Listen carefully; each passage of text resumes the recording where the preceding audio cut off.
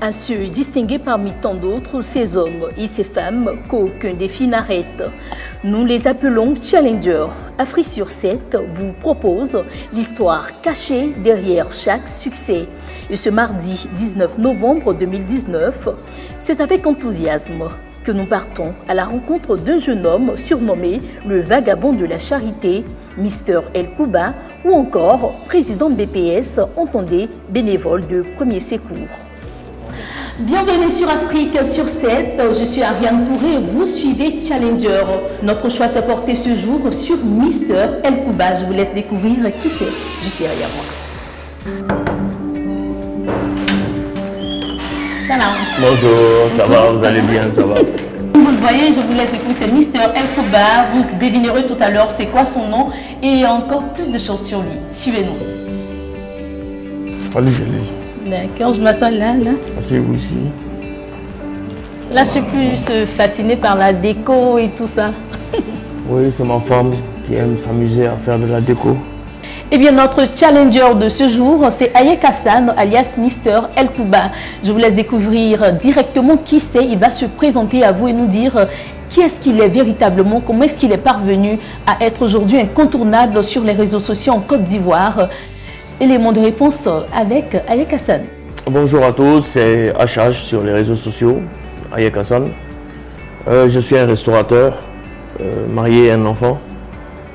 J'ai un groupe qui s'appelle Bénévole de Premier Secours. C'est un groupe apolitique qui essaye de se mettre à la disposition des gens qui en ont besoin aujourd'hui. Et donc nous faisons de notre mieux avec ce que le Seigneur nous permet d'avoir pour le partager. Et donc aujourd'hui, c'est un groupe qui est composé d'à peu près 170 000 personnes. C'est des bénévoles qui couvrent toute la zone de la Côte d'Ivoire, sans exception. En 5 minutes, nous pouvons avoir des bénévoles sur n'importe quel périmètre de la Côte d'Ivoire. Et tout ça, c'est grâce à Dieu, comme on dit. Et nous, on a vite compris que les réseaux sociaux, c'est un outil de travail et non d'amusement. Donc, on essaye de faire profiter les gens qui en ont besoin de tout ça. Alors, mais avant cette étape de la création des bénévoles secours, qui était Ayek Hassan?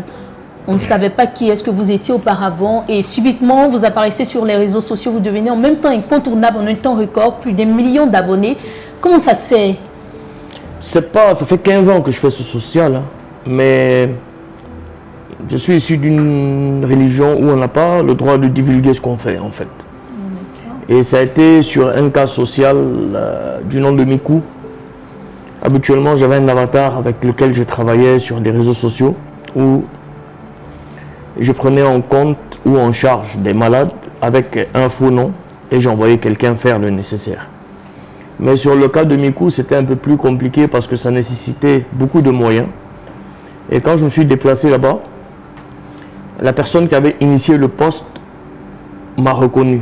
Donc il avait fait une photo, il a dit voilà celui qui se cache derrière cet avatar. Et là, vous avez décidé de ne plus vous cacher à cette étape. Là, j'ai demandé à certaines personnes pour voir le pour et le contre d'être sur la toile toujours présent. Et on a décidé d'abord de faire ma page personnelle qui s'appelait Ayek Hassan aussi. On mettait tout là-bas, mais il n'y avait pas d'appel aux dons. C'était entre la communauté libanaise de Côte d'Ivoire, les connaissances, on les appelait. Et puis on leur disait voilà, on a un cas, voilà comment les choses se passent. Qu'est-ce qui a été à cette étape de votre vie l'élément déclencheur de cette générosité soudaine?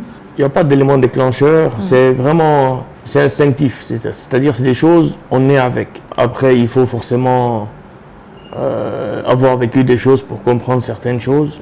Nous on a vécu à Djamé aujourd'hui, avec toutes les couches sociales, avec toutes les nationalités. Il n'y avait pas de blanc, il n'y avait pas de noir, il n'y avait pas de libanais, il n'y avait pas de sénégalais, il n'y avait pas de djoula, bété.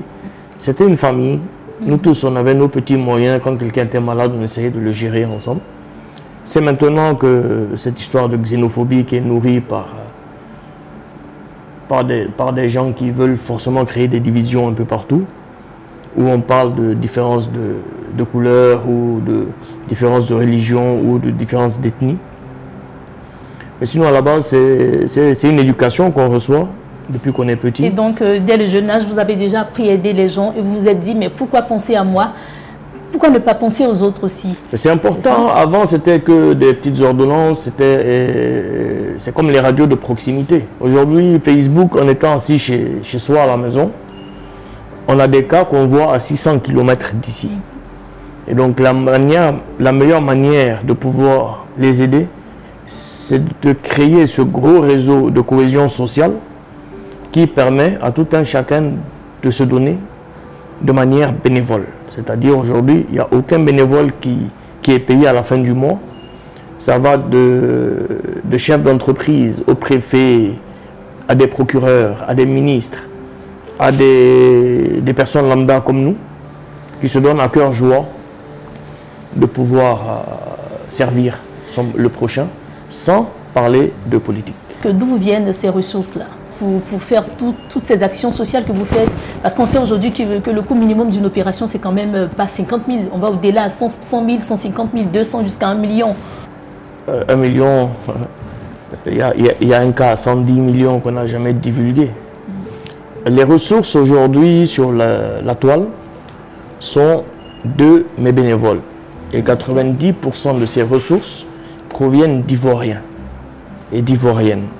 C'est-à-dire, mes numéros sont sur la toile. Dès qu'il y a un cas social, il y a une facture pro forma et il y a la photo du cas et il y a le montant. Et toute personne qui doit faire un don est obligée de mentionner sous le poste le montant de son don. Et je déduis au fur et à mesure. Arrivé à 0, je ferme le poste et le lendemain, la personne est opérée. Donc tout est clair, tout est net. Comment se fait le suivi des fonds que vous recevez? Par qui? Par tous ces bénévoles. Est-ce qu'il y a une cellule qui est mise en place pour, il n'y a pas de cellule. Pour suivre les différents dons et tout? Il n'y a aucune cellule. Il y a 3 numéros de téléphone qui sont aptes à recevoir de l'argent. Ce sont mes numéros de téléphone. Donc, une fois que le cas, c'est par exemple quelqu'un qui a un cancer et qui a besoin d'une chimio et que c'est 1 million, la facture pro forma, elle est là. Le cas, il est là. Si vous me donnez 1000 francs, vous êtes obligé de mentionner sous le poste que vous m'avez donné 1000 francs. Moi, je fais un post et je fais un commentaire. Il reste 999 000. Et au fur et à mesure, quand ça arrive à 0, on boucle. Le lendemain, quand on va à l'hôpital, on filme avec le reçu, tout. Et un bénévole reste sur place pour faire l'opération, suivre l'opération et tout ça. Aujourd'hui, on retrouve l'Ivoirien qui aime donner mais qui ne savait pas à qui donner. Parce qu'il y a cet esprit de solidarité chez l'Ivoirien qui, à un moment donné, a commencé à se perdre parce qu'il y a trop d'arnaques. Nous, on est dans le réel. Moi, je n'attends pas les dons pour attaquer un cas. Moi, je suis impulsif sur les réseaux sociaux. Moi, directement, j'ai dit, bon, c'est validé. Et c'est après que je commence à me casser la tête pour savoir où il faut trouver l'argent pour le soigner. Et c'est important aujourd'hui parce que il y a des clients qui viennent chez moi au restaurant, ils finissent de manger, ils me disent, Hassan, on t'a laissé une petite enveloppe là, mais c'est pour toi, c'est pas pour le social. Je me retrouve des fois avec une dame qui me laisse une enveloppe de 1 million. Mais ça va toujours dans la caisse du social. J'en ai pas besoin pour vivre. Dieu merci, Dieu me donne plus que je ne mérite. Mais c'est un combat au quotidien, c'est 24 heures sur 24. On est 24 heures sur 24 prêts à réagir sur la toile. Est-ce qu'il y a une comptabilité autour de tous ces fonds qui sont donnés? La comptabilité, les dossiers sont là. C'est-à-dire chaque cas, son dossier, l'opération, ça a coûté combien, tout est là. Tout est là. Après, si une personne dit il a donné 500 francs ou 100 000 francs ou 200 000 francs, il veut voir qu'est-ce qu'on en a fait avec, on peut lui donner des factures pour 500-600 millions. Il peut choisir qu'est-ce qu'il en veut. Il y a beaucoup de dons. Moi, dernièrement, par exemple, je valide le cas, je dis l'argent est disponible. Et il y a des gens qui ne veulent pas se faire connaître sur la toile, qui veulent, allô Hassan, viens prendre 500 000 pour soigner. Donc quand c'est comme ça, on ne fait pas d'appel aux dons. Si l'opération c'est 1 million et que la personne a envoyé 500 000, on commence l'appel aux dons avec 500 000 malgré que la facture est 1 million. Donc, est-ce qu'Ayek Hassan a des partenariats avec des hôpitaux de la place du côté national ou international? Comment est-ce que vous collaborez avec tous ces hôpitaux qui gèrent en fait tous ces cas-là? Collaboration, c'est trop dire. Donc aujourd'hui où je suis, je dérange beaucoup les hôpitaux. Parce que comme on dit, je vois clair. Et donc c'est très compliqué. Mais j'ai quelques partenariats aujourd'hui avec la polyclinique Farah, qui m'offre des prises en charge, qui m'offre des scanners, des IRM, avec l'hôpital de la première dame, Maman Dominique, que je voudrais remercier, qui nous offre aussi des prises en charge dans l'hôpital mère-enfant. Avec les CHU, souvent ça va très bien, souvent c'est un peu compliqué. Avec l'international, on a déjà pris en charge plusieurs cas à l'international. Là, dernièrement, je dois envoyer un enfant ces 2 jours en Tunisie pour une opération très compliquée. On a déjà envoyé pour faire 2 opérations au Liban. Et il n'y a pas de partenariat. On paye plein pot. On paye plein pot. On a des bénévoles sur place là-bas qui essayent de discuter avec l'hôpital pour expliquer que c'est un cas social, qu'est-ce qu'ils peuvent nous faire comme faveur et tout. Mais on paye plein pot. Mais est-ce que vous n'envisagez pas vous ouvrir un petit peu, parce que c'est quand même un domaine médical, hein. On prend le cas du jeune homme, il y a quelques semaines, qui a perdu la vie avec le béton qui avait transpercé son front. Là, peut-être que les médecins n'étaient pas assez outillés du côté national pour régler ce cas. Est-ce qu'il ne faut pas faire des partenariats à l'externe pour régler certains cas assez compliqués quand on sait que la médecine n'est pas assez développée dans nos pays? Justement, c'est là où le bas blesse. L'hôpital est outillé pour ça. Le CHU était outillé pour recevoir le cas, pour l'opérer. Après, c'est une question de sous, d'argent, parce que le gars est resté 48 heures avec le fer planté dans la tête, parce qu'il n'avait pas de sous. Et donc, c'est plus compliqué que ça. C'est plus compliqué que ça, parce que il y a un vrai souci quelque part. Le mal est très profond. Le mal est très profond. D'autres disent ils l'ont pris en clinique privée. D'autres disent que l'opération a bien réussi là-bas. Mais je ne pense pas, parce que le cas est décédé avec 43 de fièvre. Et 43 de fièvre, ce n'est pas directement sur place que l'infection monte. C'est que c'est pendant l'opération, au cours de l'opération, il y a quelque chose qui n'a pas marché pour que cette température qui crée un choc à 43 degrés fasse que la personne décède. Après, le manque de matériel ce jour-là sur place, ou pourquoi il a été opéré ailleurs et ramené sur place, tout ça, ça va suivre son enquête bientôt.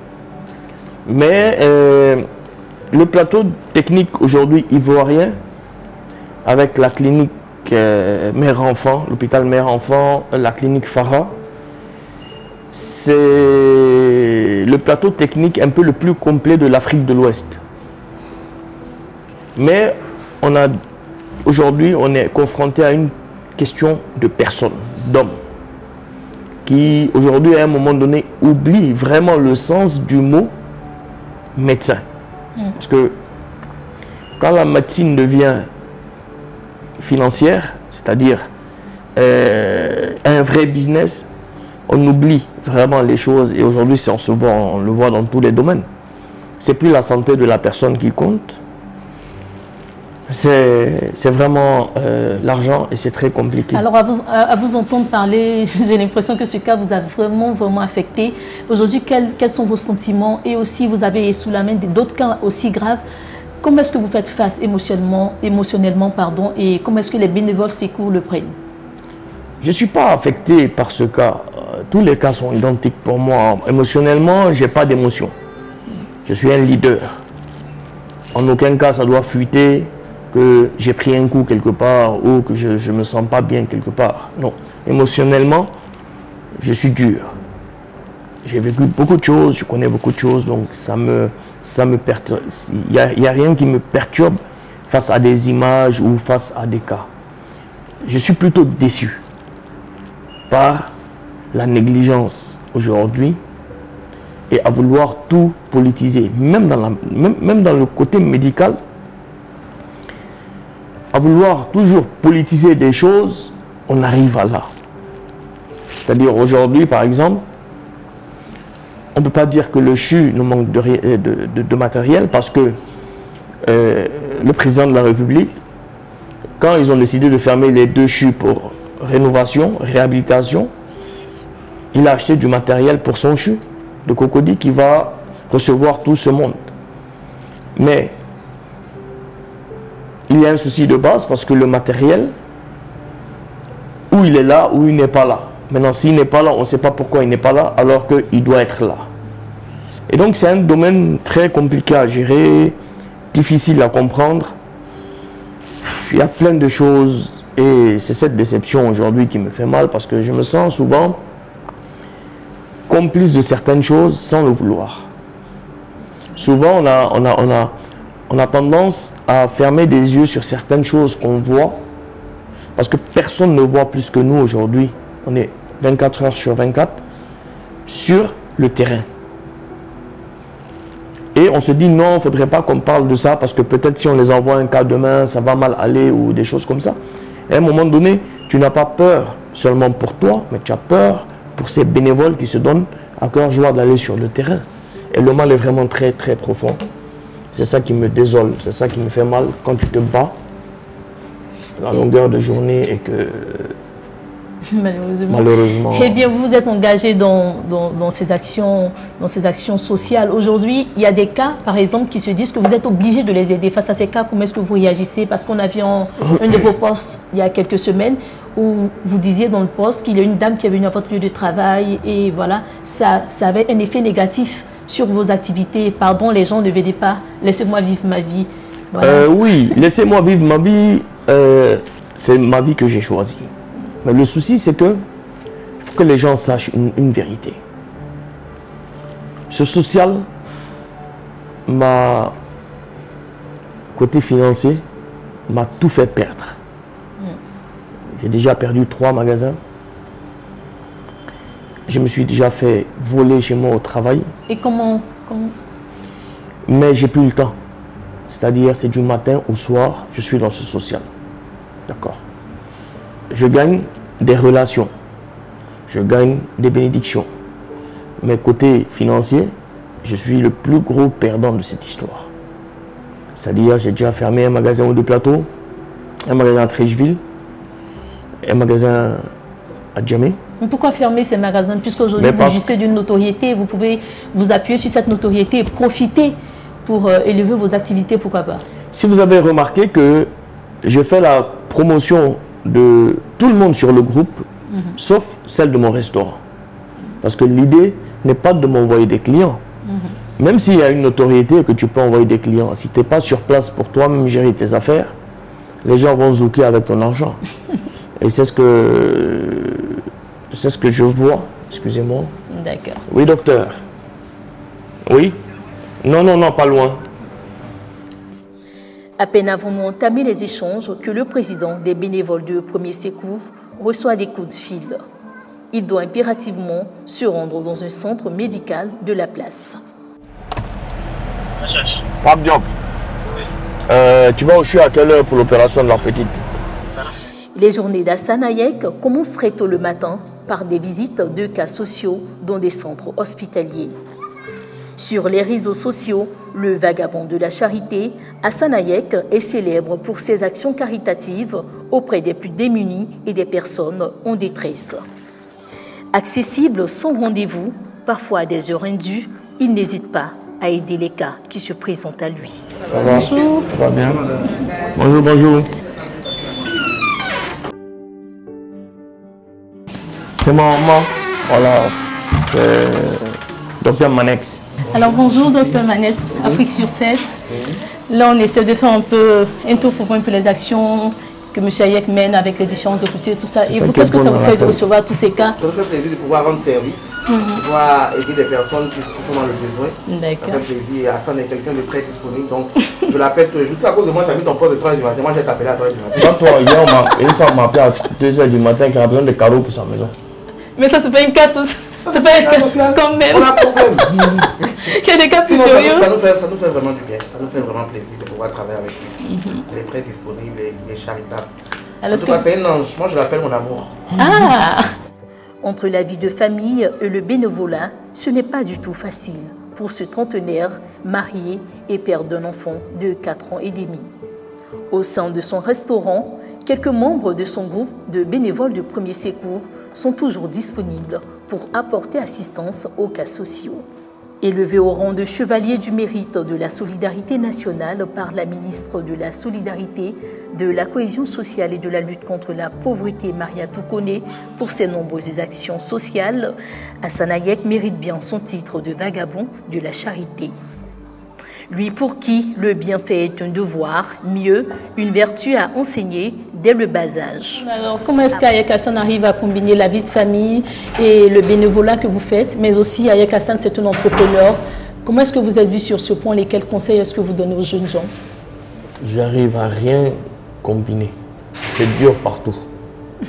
On essaye de faire avec, mais bon, comme j'ai une bonne équipe de bénévoles, donc j'essaye de léguer certaines choses, certaines tâches aux autres. Ça pèse en famille parce que je n'arrive pas vraiment à passer beaucoup de moments avec ma famille. Pour l'entrepreneuriat, c'est à double sens. C'est bien de faire de l'entrepreneuriat, mais il faut être sécurisé parce que les jeunes de maintenant, ils rêvent trop grand, trop vite. Alors que, quel que soit le boulot que tu veux faire, si tu n'as pas une certaine expérience de certaines choses, tu ne peux pas développer quelque chose. Maintenant, comme il y a trop de microcrètes qui sont en train de sortir un peu partout, donc les gens pensent que quand on prend un crédit, ça devient pour nous-mêmes. Donc ils se voient, ils se voient avec beaucoup d'argent et après ça les tombe dessus. Après d'autres te disent non, mais il y a des gens, ils n'ont jamais fait d'études, ils ont eu de l'argent. C'est une fois sur 10 000 personnes ou une fois sur 100 000 personnes, ça peut réussir. Mais après, si tu veux faire, par exemple, à manger, tu ne peux pas te lever, ouvrir un restaurant sans apprendre à faire la cuisine. Il ne faut pas sauter les étapes. Est-ce qu'il faut dire que vous savez faire la cuisine? Ah, moi, c'est ma passion. Hein. C'est ma passion, la cuisine. En 2015, ce commerçant, issu d'une fratrie de 4 enfants, dont il est l'aîné, voit son magasin de textile situé à Adjamé, commune marchande d'Abidjan, partir en fumée. Un soir, il y perd tout. J'avais tout perdu. Et comme le patron de Orca Déco, tout ça, ils savent un peu ce que je fais habituellement. Donc il m'a permis d'être un peu dans l'espace, il m'a dit qu'il y a un espace et tout. Et donc c'est comme ça que ça a commencé. Et voilà, aujourd'hui, Dieu merci, ça va. Pour vous, qu'est-ce qu'on doit retenir d'Ayek Hassan et pourquoi surtout vous vous faites appeler maintenant El Cuba? Les noms là, les noms c'est des noms, ça dépend de la gamme du soir. Et donc, j'ai pas l'habitude de fumer des cigares. Et donc, une fois, il y a 2 semaines, j'ai pris un cigare, un gros cigare. Et j'ai dit, mais les gens sont forts parce que quand tu passes ta journée à avoir un cigare dans la bouche, tu as mal au paquet. Donc, tu es toujours en constance comme ça. Et donc, sur le cigare, je suis en train de lire certaines choses parce que je devais aller fumer un cigare avec quelqu'un. Lui, c'est un pro. Et comme je ne voulais pas montrer que je suis gaou, il devait faire des recherches, comment on attrape le cigare, comment on fume le cigare. Parce que si tu montres que tu es gaou aussi, c'est pas beau. Et donc, dans mes recherches, je suis tombé sur le nom El Cuba. Puis j'ai décidé de le mettre comme ça. Il a pris, maintenant tout le monde m'appelle El Cuba. Je viens de faire un chapeau même, je vais te montrer. C'est frais, c'est pas encore mis, j'ai pas encore porté, voilà. C'est HH et puis El Cuba, ils sont en train de me les envoyer. Donc en fonction de vos différentes inspirations, votre dénomination change au fur et à mesure? Oui, si ça pète dans ma tête, demain je me donne un deuxième nom. Hein. Est-ce que vous savez que les internautes et toutes ces personnes qui vous suivent aussi vont dans le mouvement et dans ce sens-là? Parce qu'il ne faut pas que des jeunes se disent, bon, je peux m'acheter des cigares comme ça, il me fait appeler aussi El Cuba comme Ayek Hassan. Bah, ça va profiter à ceux qui vendent des cigares. Voilà, demain ça peut être, hier j'ai fait un poste, je m'appelle l'imam pasteur. El Cuba, ça dépend, en fait c'est un jeu, mais bon, comme ça prend, on continue de jouer. Du moment où mes followers s'amusent, mais en même temps nous aident à aider, moi je n'ai pas de problème. On peut faire le clown toute la journée, mais quand il y a des choses importantes à faire, on se concentre dessus et puis on les fait. Je suis influenceur, Mais Dieu merci, influenceur positif. Parce que entre influenceur et influenceur, où il faut clasher toujours pour se faire une notoriété. Parce qu'il faut savoir que dans les clashs, les gens cliquent sur ta page pour te follow. Mais c'est juste durant ce buzz. Après ce buzz, c'est fini, on t'oublie et puis basta.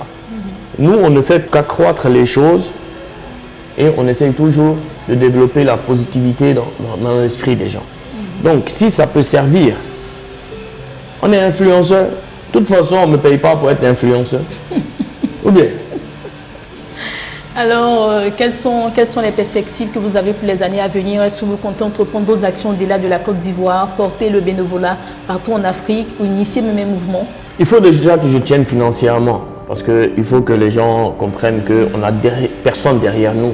Il n'y a pas de politique derrière nous, il n'y a pas d'homme politique derrière nous.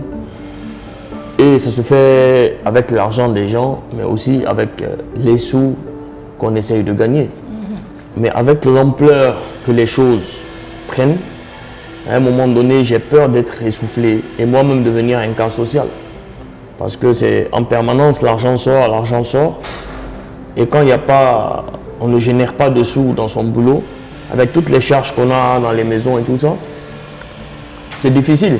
Mais aujourd'hui, beaucoup de gens me contactent des pays autour de la Côte d'Ivoire pour ouvrir ce mouvement. On a des bénévoles au Bénin, au Burkina, d'ailleurs le Burkina c'est le deuxième pays qui nous envoie le plus de dons. Au Congo, au Maroc, en Tunisie, en Mauritanie, en Égypte, partout en Afrique on a des gens qui veulent. Mais après il y a une image qu'il faut préserver, c'est-à-dire BPS aujourd'hui est devenu international. Tu ne peux pas venir donner le nom à n'importe qui pour faire n'importe quoi, même s'il va dire bénévole de premier secours. Il y a beaucoup de gens qui ont tenté de refaire des groupes, mais ils tapent poteau.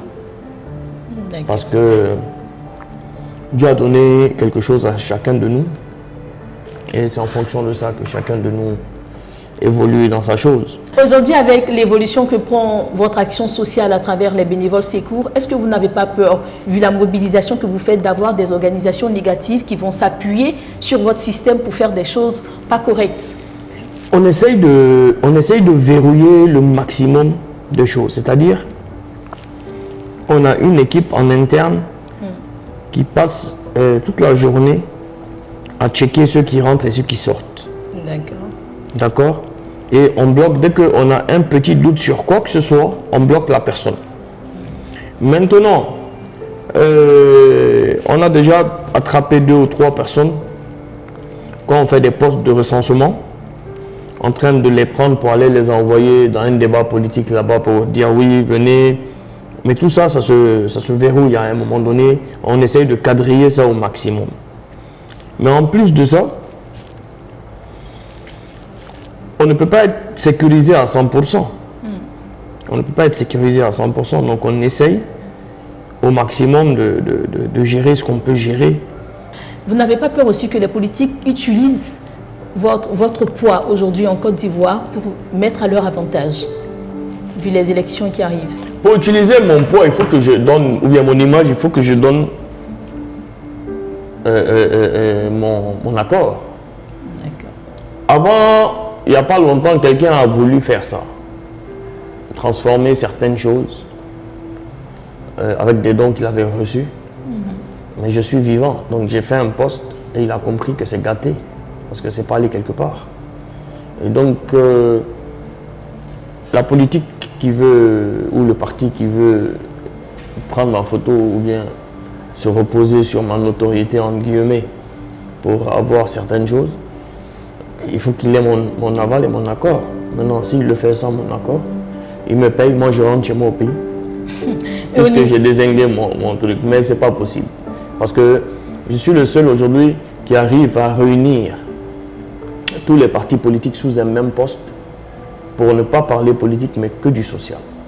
D'accord, on va finir avec cette question. Vous êtes le plus souvent victime de mauvaises critiques sur les réseaux sociaux pour des personnes qui, malgré votre bonne volonté, ne soutiennent pas ce que vous faites et se disent c'est forcément stratégique, ça vise forcément quelque chose. Comment est-ce que vous réagissez? Ça vise rien. C'est pas ça leur problème. Leur problème, je vais le dire là, c'est que c'est un jeune Libanais qui est au devant des choses. Voilà tout leur problème. C'est parce qu'un jeune Libanais a réussi dans un domaine où ils ont échoué. C'est ça le vrai problème. Le vrai problème, ce n'est pas une question de personne ou une question ils n'aiment pas ce que je fais. Parce que tu ne peux pas ne pas aimer ce qu'on fait. C'est impossible de ne pas aimer quand tu vois une maman qui a besoin d'argent pour accoucher. En urgence, nous on est là. Le sang, on est là. Des opérations, c'est des gens qui sont abandonnés, on est là. Il n'y a rien pour que tu n'aimes pas ce qu'on fait. Mais si tu dis que tu n'aimes pas ce qu'on fait, ça veut dire que tu ne m'aimes pas moi personnellement. Et moi, plus tu ne m'aimes pas, plus je suis content. Parce que ça me permet d'avoir quelques petites choses. Il faut que ma vie chauffe un peu des fois, parce que j'aime pas quand c'est stable comme ça. D'accord, votre mot de fin? C'est mon mot de fin. Simplement comme ça. On invite tout le monde à rejoindre le mouvement, c'est bénévoles de premier secours. Il suffit juste de taper bénévoles de premier secours sur Facebook. Vous répondez aux 3 questions. Nous, on vous accepte dans le groupe. Il n'y a rien à payer, c'est gratuit. Il faut créer cette cohésion sociale qui peut sauver tout et n'importe quoi aujourd'hui. Et il faut montrer aux gens que tout le monde peut vivre ensemble sans souci, sans racisme, sans distinction, mais que c'est la Côte d'Ivoire qui doit gagner toujours. Dieu vous bénisse, Dieu bénisse la Côte d'Ivoire, Dieu bénisse les bénévoles de BPS. Merci à tous. Après une matinée bien remplie, nous laissons Hassan Hayek vaquer à ses occupations. Et voilà, c'est donc ici que prend fin notre émission Challenger. Merci de nous avoir suivis. Nous espérons que vous avez pris plaisir à faire ce parcours avec Hayek Hassan en cette journée, en notre compagnie. Qui sera le prochain Challenger? Élément de réponse dans nos prochaines éditions. D'ici là, portez-vous bien et à très bientôt.